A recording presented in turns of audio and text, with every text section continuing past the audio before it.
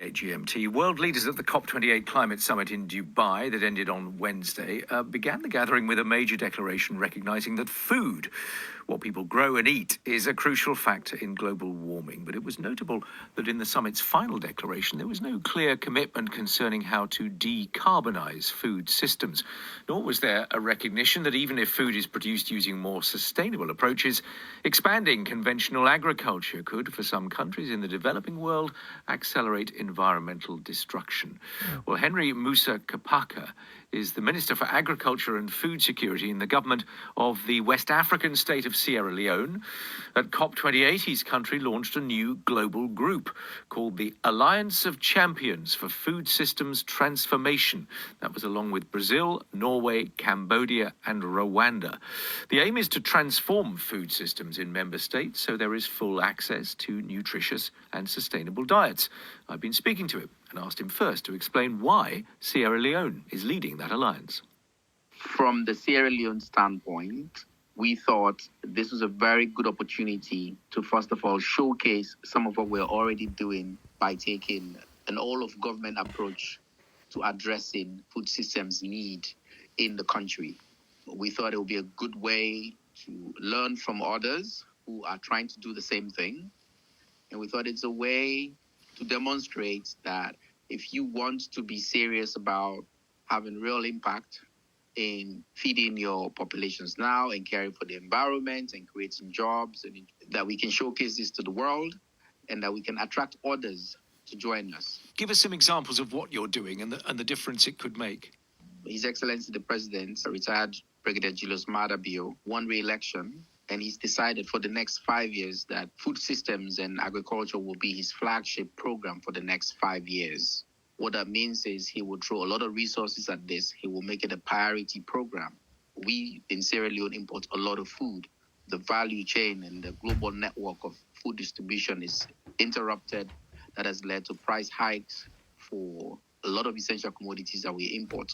At this backdrop, the president decided that we would emphasize and focus squarely on agriculture and food systems as a way of solving food insecurity, creating jobs for people in Sierra Leone. We are very prone to climate risk. We feel the effect every day. Our farmers are suffering. And so whilst he wants to feed the country, he realizes the approach we take has to be sensitive to climate needs. So to be clear, not only about producing more food so that you don't have to import as much, but it's about doing it in a more sustainable way. Absolutely. It's about doing it in a more sustainable way. It's about ensuring that we reduce waste as well, because the little that we produce, if we're able to reduce waste, we can degrade the environment less, then we can distribute it better. And it's about creating jobs and giving alternative livelihoods for people if you add value to what you're doing from your production. This new group was launched at COP28. What does that say about perhaps the failure of the COP system to do something like this of its own accord, rather than you and others having to go off and form your own group to make this happen?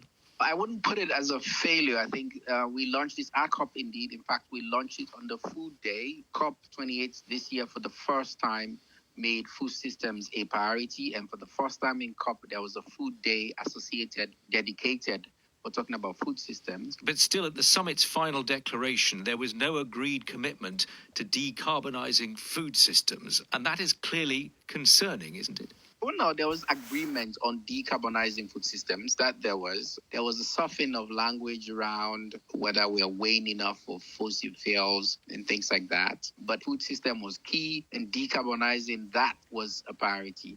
What I, to be honest, from an Australian point of view or from a developing country standpoint, some of the things that I wanted to see was this loss and damage fund, expectation around 400 billion. And only getting 700 million pledges was too little.